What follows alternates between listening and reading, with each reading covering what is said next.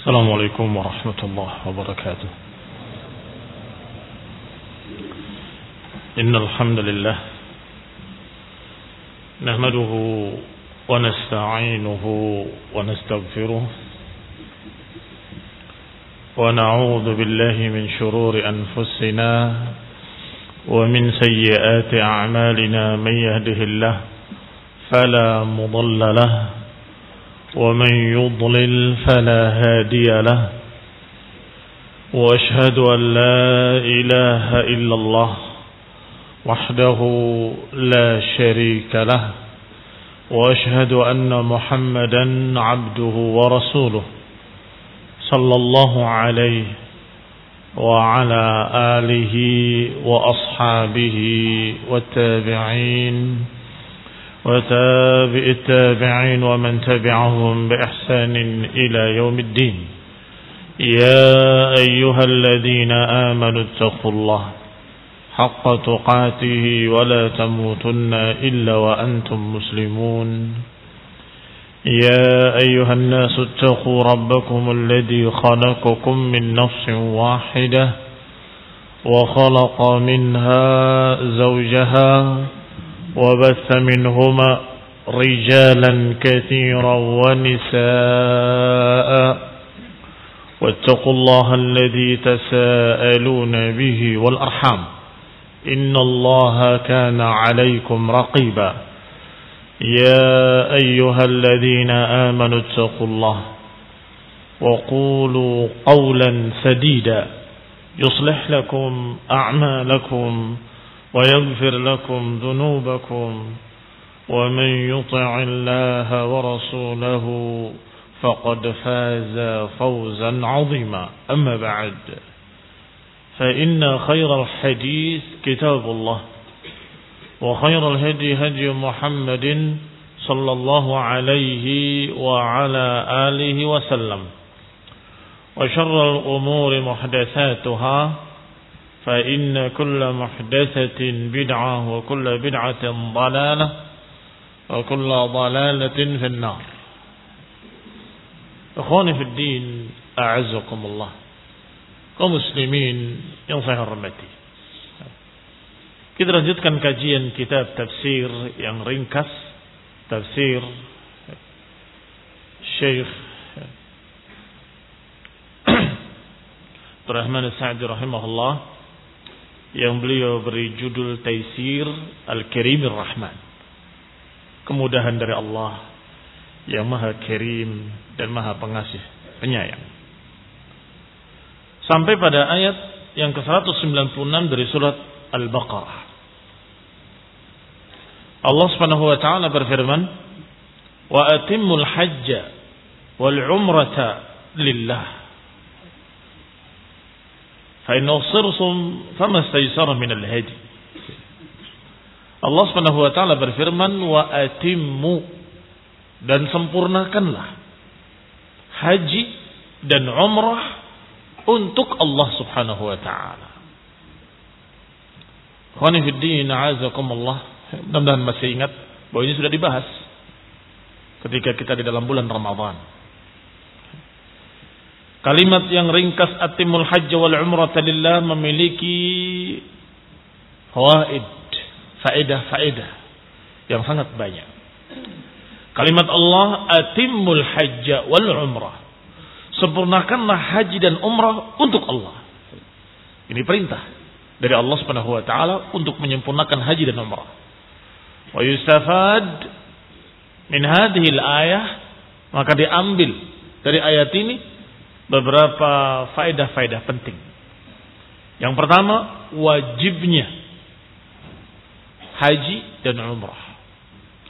Dan ini pendapat yang benar, bahwa yang difardukan, yang diwajibkan atas kaum muslimin bukan hanya haji, tapi haji dan umrah. Maka barang siapa yang baru haji ifrad, berarti belum mengandung umrah, maka dia harus mengerjakan umrahnya. Tetapi kalau dia sudah haji dengan haji qiran, yang digabungkan haji dengan umrah, maka cukup, kedua-duanya tercapai. Atau haji tamattu', umrah dulu kemudian tahallul, kemudian berihram lagi untuk haji di tanggal 8 Dzulhijjah, hari tarwiyah. Maka dia mendapatkan kedua-duanya. Selesai. Tetapi kalau baru haji saja ifrad, maka dia dituntut untuk mengerjakan umrah sebagai fardunya, sebagai kewajibannya. Itu faedah pertama. Karena Allah sebutkan dua-duanya. Wa atimmul hajja wal umrah. Faedah kedua, wujubu itmamihima bi arkanihima. Wajib menyempurnakan haji dan umrah dengan rukun-rukunnya, dengan kewajiban-kewajibannya. Karena Allah berfirman, atimmu, sempurnakanlah. Berarti lengkapi, sempurnakan dengan rukun-rukunnya, dengan kewajiban-kewajibannya. Dan Nabi menyatakan, khudhu anni manasikakum. Ambillah dariku manasik haji kalian. Artinya berhajilah kalian seperti aku. Berumrahlah kalian seperti aku. Seperti aku umrah, seperti aku haji. Khudhu anni manasikakum.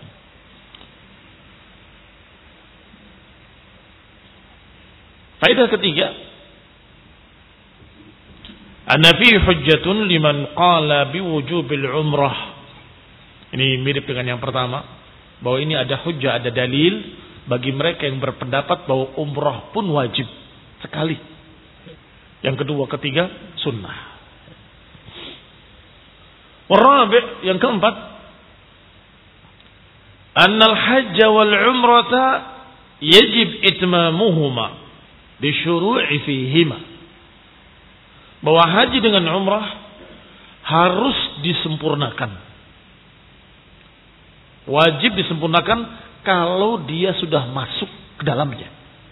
Kalau sudah berihram, sudah meniatkan labaika hajjan atau labaika umratan, maka dia masuk dalam ihram, maka tidak boleh dibatalkan. Tidak boleh berhenti, harus selesai. Yang wajib maupun yang sunnah. Seorang muslim berkewajiban sekali. Maka yang kedua kali sunnah. Yang harus diselesaikan yang mana? Yang wajibnya atau yang sunnahnya? Kedua-duanya.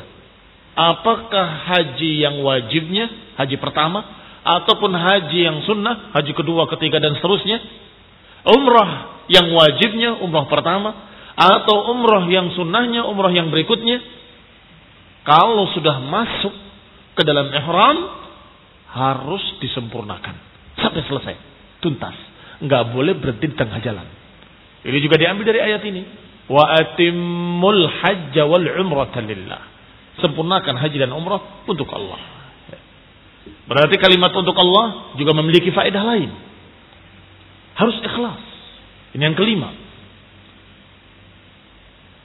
Fihi al-amr bi ikhlasihima lillah. Ada perintah untuk mengikhlaskan keduanya, mengikhlaskan umrah, mengikhlaskan haji untuk Allah Subhanahu wa ta'ala. Tidak punya niat lain kecuali niat ibadatan lillah, kecuali niat ibadah untuk Allah Subhanahu wa ta'ala. Yang keenam, al-amr bi itqanihima. Perintah untuk menyempurnakan dengan yang sunnah-sunnahnya. Wa hadza qadrun zaid, dan ini tambahan dari yang tadi. Jangan berkata, tadi kan sudah kewajiban untuk menyempurnakan. Iya, tadi maknanya kalau sudah masuk nggak boleh berhenti sampai selesai. Kalau ini maknanya sempurnakanlah dengan sunnah-sunnahnya. Kewajibannya, rukun-rukunnya kerjakan. Dan sempurnakan dengan yang sunnah-sunnahnya. Karena Allah menyatakan atimmu, sempurnakan. Wa hadza qadrun zaid ala fi'li ma yalzam lahuma. Maka ini adalah kadar yang lebih dari sekedar kewajiban-kewajiban. Di samping kewajiban-kewajiban, kerjakan pula yang mustahabbat, yang sifatnya anjuran-anjuran. Yang ketujuh, annahu la yakhrujul muhrim bihima bi syai'in min asya' hatta yakmiluhuma illa bima istathnahu Allah. Yang ke-7, bahwa wajib menyempurnakan sampai selesai kecuali kalau ada penghalang yang dikecualikan oleh Allah Subhanahu wa taala. Berarti ada yang dikecualikan. Boleh menghentikan kalau ada sesuatu, itu pun dengan syarat-syarat. Apa itu syarat-syaratnya? Dan apa yang bisa dianggap sebagai penghalang pada kalimat berikutnya dari ayat ini. Allah berfirman Subhanahu wa ta'ala, "Fa in uhsirtum famastaysara minal hadi." Kalau kalian terhalang, maka berkurbanlah dengan apa yang dia mampu, dengan apa yang dia bisa dari hewan-hewan kurban. Fa in uhsirtum. Kata Syekh Sa'di rahimahullah, ay fadbahu mastaysara minal hadi wa huwa sab'un badanah aw sab'un baqarah aw syatun yadbahuha al-muhsir atau al-muhsar. Mana ayat ini? Jika kalian terhalang hendaklah kalian menyembelih. Ay fadbahu, silahkan atau hendaklah, bukan silahkan. Hendaklah kalian sembelih hewan kurban. Sab'un badanah. 7 orang 1 ekor unta. Atau 7 orang 1 ekor sapi. Atau 1 orang 1 ekor kambing. Yang disembelih oleh seorang yang muhsar. Kalau yang muhsarnya sendirian, maka dia menyembelih 1 ekor kambing. Itu kewajibannya. Kalau yang terhalang ada 7 orang atau 14 orang, maka dia setiap 7 orang mengeluarkan 1 ekor sapi atau 1 ekor unta. Wa yahliq wa yahil min ihramihi. Setelah menyembelih, maka dia mencukur rambutnya dan kemudian dia membatalkan ihramnya. Bisa babil hasr, karena sebab penghalang, karena sebab sesuatu yang menghalangi. Contohnya, apa yang terjadi pada Nabi sallallahu alaihi wasallam pada Hudaybiyah. Dalam perang Hudaybiyah, dalam kejadian Hudaybiyah, Nabi berangkat dengan kaum muslimin dengan niat ihram, dengan niat untuk umrah dan haji. Tapi ternyata dihalangi oleh Quraisy. Sebagaimana sudah kita kisahkan pada pertemuan-pertemuan yang lalu. Para sahabat ingin melawan. Nabi melarang, jangan. Ya Rasulullah, kami orang-orang yang kuat, kami orang-orang yang hebat. Kami orang yang siap berperang, siap bertempur, rijal, aqwiya. Tetapi masalahnya bukan itu. Diturunkan ayat Allah Subhanahu wa taala kepada Nabi sallallahu alaihi wasallam, "Wala yajrimannakum syana'anu qaumin ala an la ta'dilu. I'dilu huwa aqrabu littaqwa." Janganlah kebencian kalian kepada satu kaum menyebabkan kalian berbuat tidak adil. Berbuat adil, karena sungguhnya itu lebih dekat kepada ketakwaan. Maka kata para mufassirin, makna ayat ini, janganlah kebencian kalian kepada musyrikin Quraisy yang menghalangi kalian umrah dan haji, jangan menyebabkan kalian berbuat tidak adil, yaitu melanggar bulan haram dan melanggar batas-batas haram. Bukankah tidak boleh menumpahkan darah di bulan haram? Bukankah tidak boleh menumpahkan darah di tanah haram? Jangan, sabar. Memang kita benci pada mereka. Mereka menghalangi ibadah. Yasudduna an sabilillah. Mereka menghalangi dari jalan Allah. Naam. Tetapi janganlah syana'anu qaumin ala an la ta'dilu. Janganlah kebencian kalian pada satu kaum menyebabkan kalian melanggar bulan haram, melanggar batas-batas suci, batas-batas haram. tahan. Kufu aidiakum. Tahan tangan-tangan kalian. Akhirnya terjadilah perjanjian Hudaybiyah yang diantara keputusannya mereka harus pulang. Apa yang dilakukan oleh Rasulullah SAW dan kaum muslimin? Apa yang diajarkan? Ayat ini. Fa in usurtum famastaisara minal hadi. Kalau terhalang, kan perintahnya kalau sudah masuk ihram harus sempurnakan. Kalau ternyata tidak bisa, terhalang. Kalau mau dilawan melanggar bulan haram dan tanah haram, tidak dilawan berarti batal hajinya, batal umrahnya. Padahal seharusnya diselesaikan. Bagaimana ini? Kata Allah, fa in husirtum, kalau kalian terhalang maka sembelih kurban. Dan kemudian cukur rambut kalian, batalkan ihram kalian.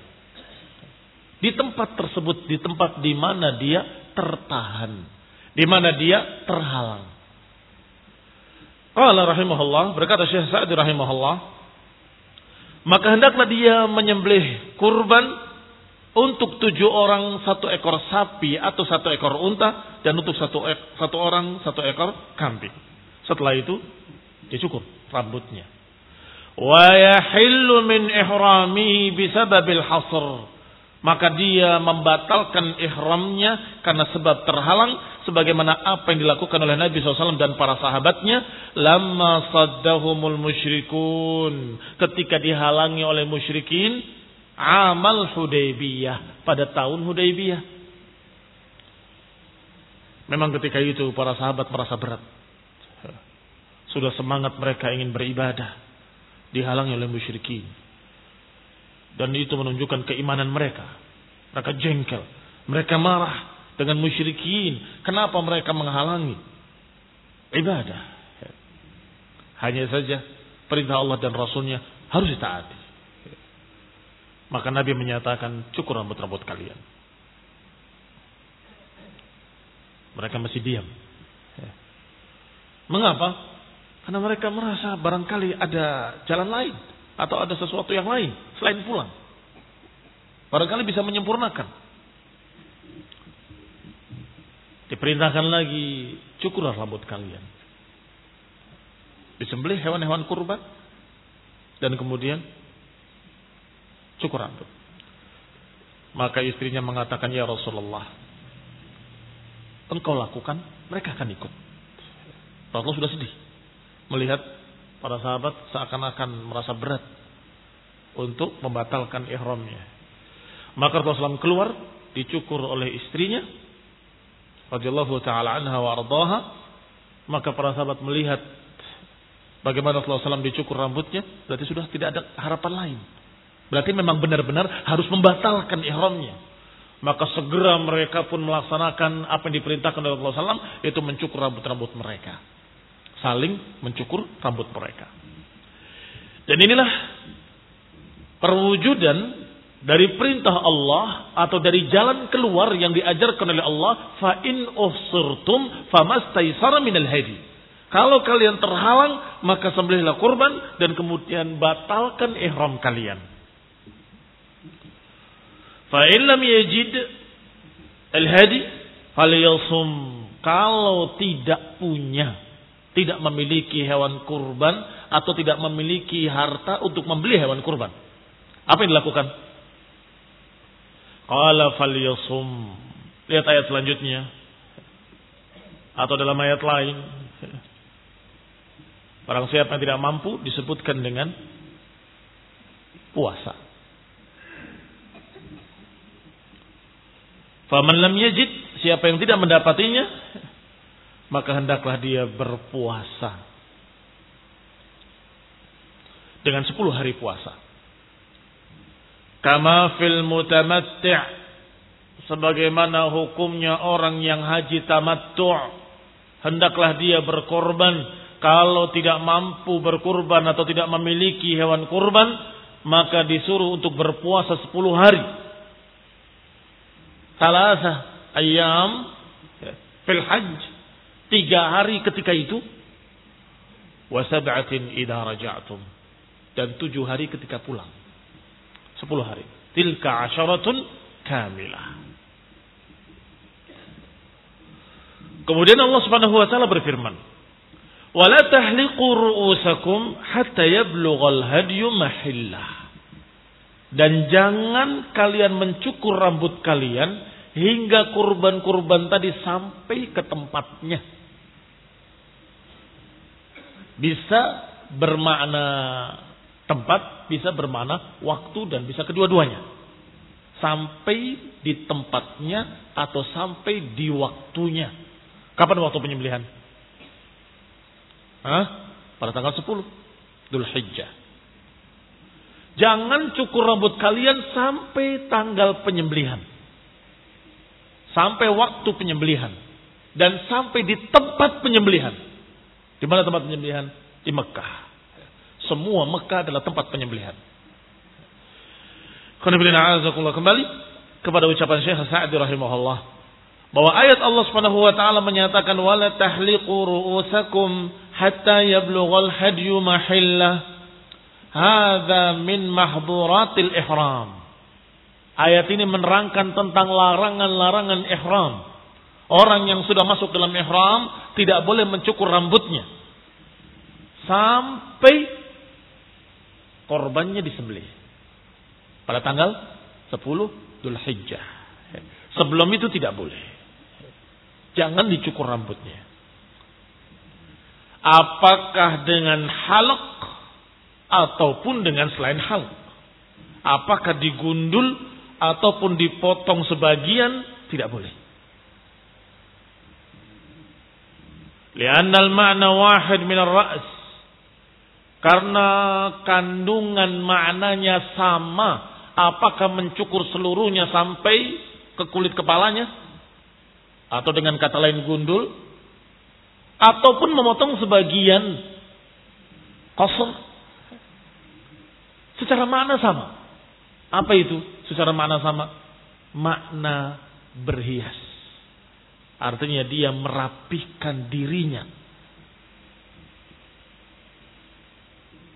Apakah merapikan dengan mencukurnya habis? Gundul? Atau merapihkannya dengan mencukur sebagian? Tidak boleh.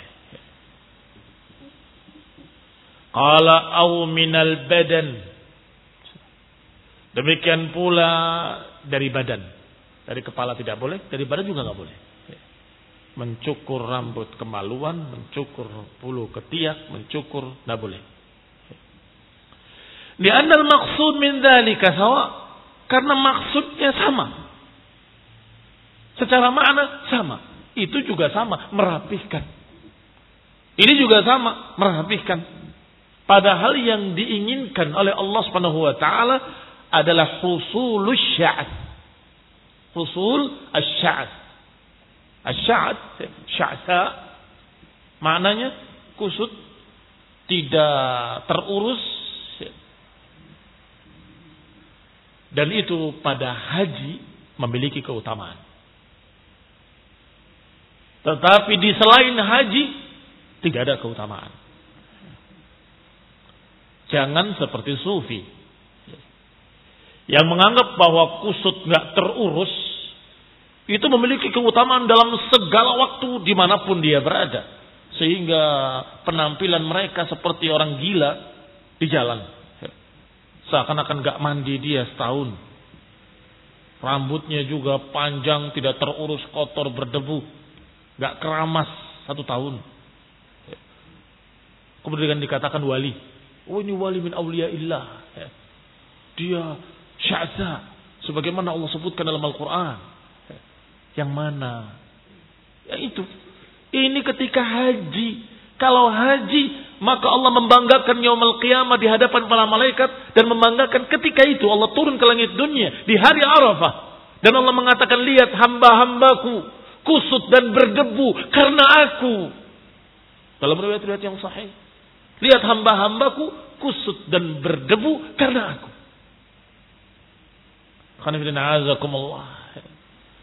Ini menunjukkan kalau ketika itu kusutnya rambut, berdebu, tidak terurus karena sibuk dengan haji, itu memiliki afdhaliyah.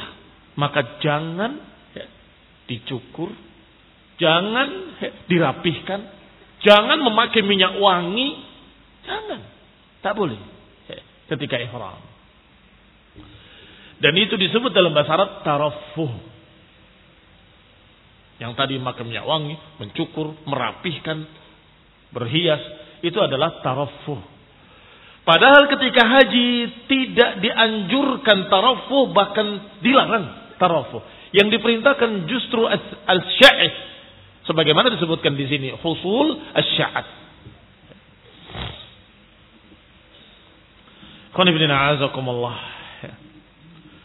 Maka para ulama mengkiaskan di samping mencukur rambut juga yang sejenis dengan mencukur rambut dengan makna tarafuh. Semuanya tidak boleh. Wal mana' minat tarafuh, dilarang untuk tarafuh. Alhamdulillah. Hadikumullah sallallahu. Wa huwa mawjudun fi baqiyati sya'r. Karena makna tarafuh itu ada ketika mencukur rambut, makna tarafuh juga ada ketika mencukur bulu ketiak, makna tarafuh juga ada pada merapikan atau menggunting kuku, itu semua mengandung makna tarafuh. Maka semuanya tidak dianjurkan, tidak diperintahkan ketika ihram, dilarang ketika ihram. Wa qasa katsirun minal ulama. Maka para ulama, bahkan kebanyakan para ulama, jumhur ulama mengkiaskan dengan mencukur rambut perkara-perkara yang sejenis yang mengandung makna tarafuh. Apa itu? Taqlimul adfar. Menggunting kuku juga tidak boleh. Apa persamaannya mencukur rambut dengan gunting kuku? Bijami'it tarafuh. Kedua-duanya terkumpul dalam makna yang sama, yaitu tarafuh, merapikan diri. Padahal yang diinginkan ketika itu mereka dalam keadaan kusut dan berdebu dan tidak mengurus diri, dalam keadaan dia sibuk dengan amalan-amalan haji. Fa idza tafa wa sa'a lil umrah ahrama bil hajj. Atau qala rahimahullah wa yastamirru al-man' mimma dzakar hatta yablugha al-hajju mahillah. Dan terus berlangsung larangan ini, terus berlanjut larangan ini sampai kapan? Hatta yablugha al-hajju mahillah, sampai hewan kurban itu mencapai waktu dan tempat penyembelihannya. Kapan itu waktu penyembelihan? Wa huwa yaumun nahri, yaitu di hari nahar. Hari nahar, hari tanggal 10 Dzulhijjah, hari raya Idul Adha bagi seluruh kaum muslimin. Maka itulah hari nahar. Orang-orang haji pada hari itu mereka menyembelih dan mereka mencukur rambut-rambut mereka karena sudah datang waktu penyembelihan dan sudah datang di tempat penyembelihan. Wal afdal an yakuna al-halq ba'da an-nahar. Maka yang afdal bagi para hujjaj, bagi orang-orang haji, hendaklah mereka mencukurnya setelah penyembelihan. Imma menyembelih sendiri atau dia serahkan kepada pengurus-pengurus penyembelihan, dia saksikan dan dia dengarkan sembelihan fulan ibni fulan sembelih. Punya saya sudah. Baru dia cukur rambutnya dengan yakin saya sudah selesai urusan haji, sudah disembelih, maka boleh mencukur rambut. Atau sebagian para ulama menyatakan kalau tidak mampu dan tidak bisa karena berdesak-desakannya manusia di tempat penyembelihan, paling tidak dia sudah menyerahkan hartanya untuk dibelikan kambing dan sudah mewakilkan mereka untuk menyembelihnya, dan dia punya tanda bukti bahwa dia telah memberikan harta untuk kurban untuk disembelih di sana, cukup. Wa yastadillu bihadzal ayah ala anna al-mutamatti' idza saqal hajj lam yatahallal. Khoni bin a'azakumullah. Wal afdal an yakuna al-halaq pada nahr kama tadullu alaihi al-ayah. Wa yastadillu bi hadhihi al-ayah ala anna al-mutamatti' idza saqa al-hadya lam yatahallal min umratihi qabla yaumin nahr. Di sini ada dalil bahwa seorang yang hajinya haji tamattu' kalau dia membawa hewan kurbannya maka tidak halal baginya untuk membatalkan ihramnya keluar dari umrahnya sebelum hari nahar. Fa idza tafa wa sa'a lil umrah ahrama bil hajj. Kalau dia sudah tawaf, sudah sa'i untuk umrah, maka hendaklah dia ihram lagi untuk haji. Tahu yang namanya haji tamattu'? Haji tamattu' dalam satu safar dia mengerjakan umrah dan haji. Begitu datang dia lakukan umrah. Setelah umrah selesai dia cukup, tapi tidak habis cukup. Ini kata para ulama belum halal secara mutlak. Belum. Baru tahallul kecil itu belum selesai. Maka dia hendaklah tanggal 8 Dzulhijjah yang disebut dengan hari tarwiyah, hendaklah dia memulai kembali ihramnya untuk haji. Labbaika hajjan. Dari tempat tinggalnya, dari hotel-hotelnya, dari tempat dia menginap, dia pakai pakaian ihram kembali dan niat untuk haji. Setelah itu tidak boleh membatalkan ihram itu sampai disembelih kurbannya. Sampai menyembelih kurban. Walam yakun lahu ihlalun bisabab suqil haji. Wa innama mana'a tabaraka wa ta'ala min dhalika lima fihi min ad-dhulli wal khudu'i lillah wal kisari lahu. Maka mereka tidak boleh bertahallul secara keseluruhan sampai disembelihnya sembelihan-sembelihan. Adapun Allah melarang dengan larangan-larangan tadi, tidak boleh mencukur rambutnya, tidak boleh memakai wangi-wangian, enggak boleh dia mencukur bulu ketiaknya, enggak boleh dia menggunting kukunya dan segala macam tarafuh dilarang. Bahkan disuruh untuk berpakaian dengan 2 helai kain saja, yang satu disarungkan, yang satu diletakkan di pundaknya. Itu semua Allah perintahkan lima fihi minazul. Karena padanya ada kerendahan di hadapan Allah. Mengandung khudu', mengandung ketundukan kepada Allah. Walinkisari lahu. Dan mengandung alinkisar. Alinkisar itu merasa dirinya enggak ada apa-apanya di hadapan Allah. Merasa rendah. Merasa dia sangat-sangat membutuhkan Allah Subhanahu wa taala, berhajat kepada Allah. Wa tawadhu', mengandung tawadhu', tidak sombong. Yang dulunya di negerinya dia orang kaya raya, saat itu dia dalam keadaan memakai 2 helai kain yang disarungkan dan yang diselendangkan di pundaknya. Dalam keadaan kusut, berdebu, kotor, rambutnya juga enggak terurus, enggak boleh dicukur, enggak pakai minyak wangi. Saat itu dia merasa bahwa dia betapa rendahnya, betapa dia ini sangat-sangat rendah di hadapan Allah Subhanahu wa taala. Maka saat itu kusut dan berdebunya seseorang haji sangat-sangat wajar, bahkan dibanggakan oleh Allah Subhanahu wa taala.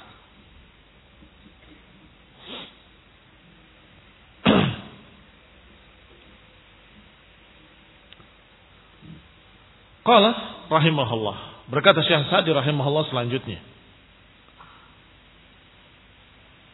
alladhi huwa ainu maslahatil abdi wa laysa alaihi fi dzalika min darar, dan itu untuk kebaikan si hamba itu sendiri dan tidak ada madarat, enggak ada kerugian, enggak ada kejelekan. Apa ruginya, apa jeleknya? Kena debu, kotor.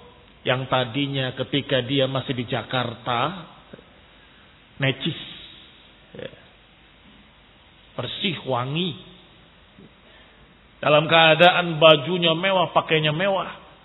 Ketika di sana, kusut, berdebu, pakaiannya dalam keadaan hanya 2 helai kain saja. Bagaimana kira-kira apa yang dia rasakan ketika itu? Itu yang merupakan hikmah dari perintah-perintah ihram adalah itu. Dan gak ada doror. Apa dorornya? Dulu kamu lihat debu saja dalam keadaan begini dan begitu. Padahal tidak ada madarat. Bahkan kalau gak ada air disuruh apa? Tayammum. Disuruh mengusap debu ke wajahnya. Gak ada doror. Gak ada madarat. Kalau saja terjadi madarat ketika rambutnya panjang gak terurus, ternyata ada sesuatu yang mengganggu di kepalanya, dimaklumi. Silahkan. Mau dicukur gak apa-apa. Tapi ada tebusannya.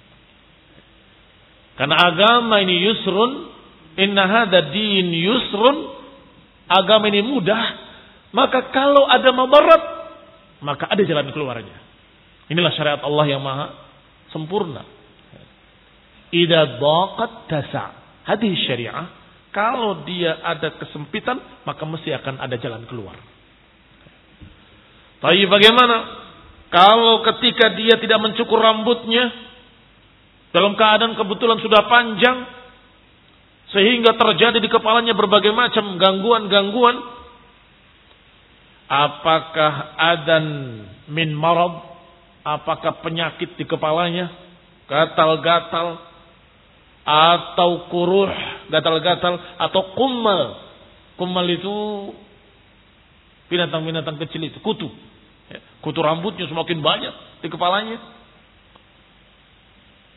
Atau lainnya. Yang terpaksa dia harus mencukurnya. Maka Allah yang arhamar rahimin membolehkan. Yahilla lahu an yahliq ra'sahu. Dibolehkan dia untuk mencukur rambutnya. Walakin yakunu alaihi fidyah. Tetapi dia harus membayar fidyah. Membayar dam. Istilah lainnya. Apa damnya? Apa tebusannya? Apa fidyahnya? Min siyamin aw sadaqatin aw nusuk. Perhatikan ayat berikutnya. Faman kana minkum maridan aw bihi adam min ra'sih fa fidyatun min siyamin aw sadaqatin aw nusuk. Barang siapa di antara kalian yang sakit atau ada gangguan di kepalanya, apakah gatal-gatal atau penyakit kulit di kepalanya, atau kutu yang merajalela di kepalanya, maka kata Allah, silahkan dicukur, tidak apa-apa. Fafidyatun min siyamin aw sadaqatin aw nusuk. Maka hendaklah membayar tebusannya dengan sedekah, dengan siam, puasa. Sedekah atau nusuk. Puasanya salasata ayyam. Puasa 3 hari. Perhatikan perbedaannya. Kalau yang tadi puasa untuk mengganti sembelihan 10 hari. Salasata ayyam fil haji wa sab'atin idza raja'tum. 3 hari ketika haji, sedangkan yang 7 hari ketika pulang. Adapun kalau dia melanggar ihramnya dengan mencukur rambutnya atau sejenisnya, maka dia harus membayar dam, berpuasa 3 hari. Au sadaqah, atau sedekah. Apa sedekahnya? 6 masakin, 6 orang miskin, kata Syekh Sa'di rahimahullah. Au nusuk, atau nusuk, menyembelih. Ma yujzi fi udhiyah, yani menyembelih apa yang memang sah untuk sembelihan. 1 ekor kambing atau unta untuk 7 orang atau sapi untuk 7 orang. Fahuwa mukhayyar, maka orang tadi membayar fidyahnya, membayar tebusannya dengan mukhayyar. Mukhayyar artinya diberi pilihan. Silakan mana yang mau. Silakan mana yang dia pilih. Tetapi urut-urutannya yang paling afdol menyembelih. Wan nusuk afdal. Wan nusuk afdal. Fas-sadaqah fas-siyam. Bahwasanya menyembelih itu yang paling afdal, kemudian sedekah 6 orang miskin, kemudian puasa.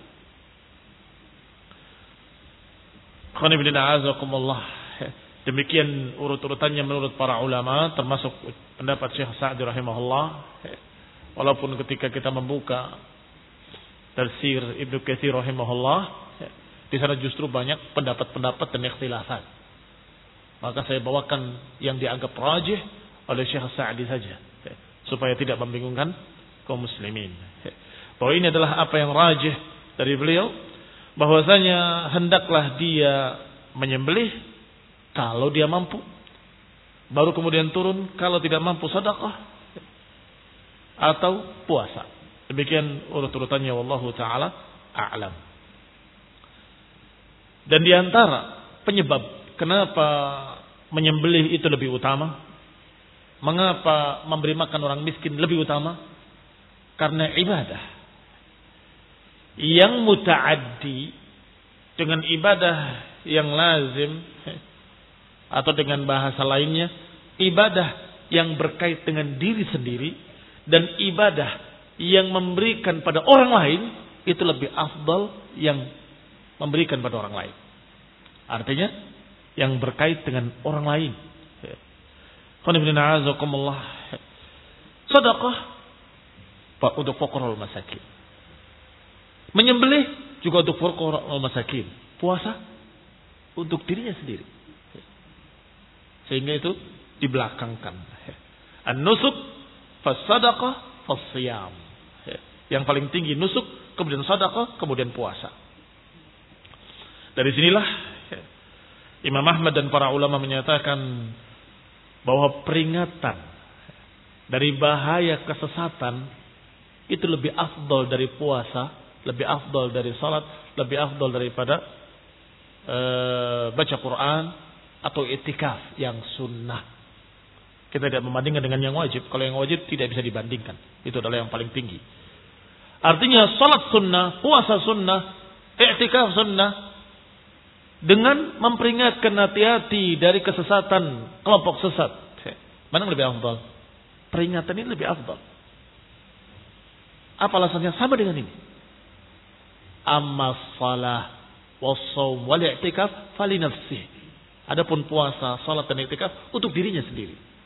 Adapun peringatan dari bahaya kesesatan itu untuk kaum muslimin. Demikian pula amma shaum untuk dirinya, adapun nusuk dan sedekah untuk kaum muslimin. Wa mithlu hadza kullu ma kana fi ma'na dzalik min taqlimil absar. Dan ini, hukum ini adalah untuk semua pelanggaran-pelanggaran ihram yang semakna dengan mencukur rambut. Walaupun Allah Subhanahu wa taala menyebutkan tentang masalah rambut, jangan mencukur rambut kalian sampai kurbannya mencapai waktu penyembelihan, kecuali kalau kalian memiliki gangguan di kepala, maka silakan mencukurnya, tapi bayar fidyah. Min sadaqatin aw siyam aw nusuk. Demikian pula kata para ulama yang semakna dengan mencukur rambut. Minat taraffuh. Apa tadi taraffuh? Mencukur bulu-bulu lainnya, menggunting kuku, menutup kepala, yakni dengan sesuatu yang melekat, dengan peci, dengan itu juga nggak boleh. Atau labsul mukhayyat, atau memakai pakaian yang berjahit. Ini istilah fuqaha. Ya sungguhnya istilahnya tidak begitu tepat. Kenapa nggak begitu tepat? Karena kain ihram juga kadang dijahit. Tetapi yang dimaksud berjahit adalah dibentuk dengan bentuk ada tangannya. Kalau celana ada tempatnya, untuk kaki 2, ada lubang untuk lehernya, maka itu yang dimaksud dengan berjahit. Jangan sampai berlebihan mengira bahwa semua yang berjahit nggak boleh, bahkan sendal nggak boleh yang berjahit, harus sendal jepit. Ini salah, keliru. Nggak ada kalimat berjahit dalam hadis. Hadis yang menyatakan jangan pakai burnus, jangan pakai imamah, jangan pakai komis, jangan pakai begitu kalimat hadisnya. Kemudian para ulama menyimpulkan artinya jangan yang dijahit dalam bentuk baju. Jangan dijahit dalam bentuk yang ada tangannya, ada untuk lehernya, ada. Jangan. Itu maknanya. Kalau terpaksa ada satu gangguan, dia harus memakai pakaian tersebut, itu juga sama tebusannya seperti yang tadi. Min siyamin salasati ayyam aw sadaqatin ala sittati masakin aw nusuk. Fa innahu yajuzu 'inda darurah. Maka semua larangan-larangan ihram tadi diperbolehkan kalau darurah. Ad-daruratu tubihul mahdhurah. Darurah tubihul mahdhurah, itu kaidahnya para ulama. Kaidah fikihnya, semua yang darurat membolehkan yang tadinya tidak boleh. Ma'wujubil fidyah, tetapi tetap dengan membayar fidyah, membayar tebusan, membayar dam. Yang disebutkan tadi, li'anna al-qasda minal jami' izalatu ma bihi yataraffah. Karena tujuannya, maksudnya dari semua larangan-larangan ihram itu adalah menghilangkan semua yang mengandung tarafuh. Yang mengandung tarafuh. Sudah jelaskan tadi tarafuh. Ya, ini merapikan diri, membersihkan diri dan sebagainya. Tsumma qala ta'ala, kemudian Allah berfirman, fa idza amintum ay bi an qadirtum 'ala al-bait min ghairi mani' aduwin wa ghairi faman tamatta'a bil umrah ila al-hajj. Kalau kalian sudah aman, tidak ada halangan. Tadi kan uhsirtum. Sekarang kalau tidak uhsirtum, kalian tidak terhalang, maka silakan selesaikan haji kalian dan umrah kalian. Kalau kalian ingin haji tamattu', faman tamatta'a bil umrati ilal haji, siapa yang ingin menggabungkan umrah dengan haji, famastaisara minal hadi, maka dia diperintahkan untuk menyembelih korban. Dan ini beda dengan dam. Beda dengan dam. Tadi sudah dijelaskan dam, puasanya 3 hari, atau memberi makan 6 orang miskin, atau menyembelih. Tapi yang ini bukan karena dia melanggar kemudian dia harus membayar dam, tidak. Buktinya apa? Buktinya kalau dia nggak mampu menyembelih seekor kambing, maka dia diperintahkan berpuasa 10 hari. Berbeda dengan yang tadi. Yang tadi puasa berapa hari? 3 hari. Memberi makan 6 orang miskin, atau menyembelih. Tapi yang ini beda. Sehingga jangan merasa orang yang berhaji tamattu sedang melanggar. Kamu haji tamattu ya? Kamu kena dam, kamu bayar kamu. Kena dam itu orang yang melanggar. Dia tidak melanggar. Tetapi diajarkan oleh Allah ada 3 bentuk haji. Haji ifrad, haji qiran, dan haji tamattu. Haji ifrad tanpa ada perintah untuk menyembelih. Tetapi haji qiran dan haji tamattu diperintahkan untuk menyembelih. Limadza? Karena apa? Bukan karena melanggar. Karena dia mendapatkan kenikmatan. Dalam satu safar, dia mengerjakan 2 ibadah sekaligus. Maka dia harus bersyukur. Harus bersyukur dengan kenikmatan tadi. Dalam satu safar, dia bisa mengerjakan 2 ibadah sekaligus. Umrah dengan haji. Maka hendaklah dia membalasnya, tanda syukur pada Allah, dengan menyembelih hewan kurban. Kata Allah, "Faman tamatta'a bil umrati ilal haji bi an tusil biha ilai", dengan menyambungkannya, wa antafa'a bi mut'atihi ba'dal faragh minha, maka hendaklah mastaisara, apa yang dia mampu dari sembelihan. Fa alaihi ma tayassara minal hadi wa huwa ma yujzi fi udhiyah. Kembali, yang diperintahkan adalah mayujzi, apa yang memang sah untuk sembelihan. Sudah sebutkan tadi, kambing untuk 1 orang, sapi untuk 7 orang, atau unta untuk 7 orang. Adapun ayam la yujzi, burung la yujzi. La yujzi artinya tidak sah. Wa hadza damu nusuk. Ini namanya damu nusuk. Darah atau sembelihan untuk ibadah. Jadi ibadah ini ada sembelihannya. Begitu. Beda dengan yang tadi. Dam yang artinya dia melanggar maka harus bayar fidyah, bukan itu. Ini damu nusuk, muqabala li husul nusukain, sebagai pengganti tanda syukur karena dia mengerjakan dua nusuk, umrah dengan haji. Nusukain, dua nusuk, umrah dengan haji. Fi safratin wahidah, dalam satu safar. Wal in'amillahi alaihi bi husulil intifa', dan karena dia mendapatkan dari Allah kenikmatan, yaitu husul intifa' bil mut'ah. Dia bisa mendapatkan mut'ah ba'da faraghil umrah. Setelah umrah selesai, menunggu hari tarwiyah, dia bebas. Artinya bebas, bisa berpakaian dengan pakaian biasa, bisa pakai minyak wangi. Kok enak? Maka sembelihlah sembelihan. Bersyukur pada Allah Ta'ala, diberi kemudahan oleh Allah Subhanahu Wa Ta'ala.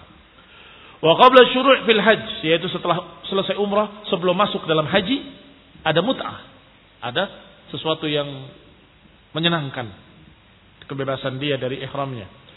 Wa mithlal qiran, demikian pula sama hukumnya haji qiran. Haji qiran sama umrah dengan haji, digabungkan satu safar. Tapi bedanya, kalau tamattu dia kerjakan umrah dulu, kemudian tahallul, menunggu tanggal 8. Setelah tanggal 8 dia ihram lagi untuk haji. Itu tamattu. Tetapi kalau qiran, dia datangnya pas waktu haji dalam keadaan dirangkap bersama-sama. Ihramnya untuk haji dan umrah. Ketika tawaf untuk haji dan umrah. Ketika sa'i untuk haji dan umrah. Ini juga perlu dia bersyukur pada Allah untuk menyembelih sembelihan. Karena mendapatkan kemudahan dari Allah dengan satu kali ibadah untuk dua ibadah, atau satu kali niat untuk dua, umrah dengan haji. Wa yadullu mafhumul ayah ala anna al-mufrid lil haji laysa alaihi hadiyun. Dan ini menunjukkan mafhum dari ayat ini bahwa seorang yang mufrid tidak diperintahkan menyembelih. Apa mufrid? Haji ifrad. Orang yang hajinya haji ifrad. Al-mufrid lil hajj, orang yang hajinya haji ifrad, hanya haji saja, tidak umrah, maka dia tidak diwajibkan menyembelih. Wa dallatil ayat ala jawaz, dan ayat menunjukkan bolehnya. Bal fadilatul mut'ah, maka ayat ini menunjukkan bolehnya haji tamattu'. Bahkan bukan hanya boleh, bahkan afdaliyah. Yang paling afdal dari 3 jenis haji adalah haji tamattu'. Walaupun pernah di antara khulafa ar-rasyidin di zaman Umar bin Khattab radhiyallahu taala anhu pernah memerintahkan untuk jangan kalian haji dan umrah sekaligus. Hendaklah kalian datang untuk haji, haji saja. Kalau datang untuk umrah, umrah saja. Dan saat itu hikmah yang diharapkan oleh khalifah radhiyallahu taala anhu adalah meramaikan Masjidil Haram. Karena waktu itu sedikit, tidak banyak kaum muslimin. Tetapi para sahabat yang lain membawakan dalil ucapan Rasulullah SAW yang menyatakan siapa di antara kalian yang membawa hewan kurban, hendaklah kalian niatkan umrah. Hendaklah kalian niatkan umrah. Setelah itu tahallul, dan kemudian ihram untuk haji di tanggal 8. Apa itu? Haji apa? Tamattu'.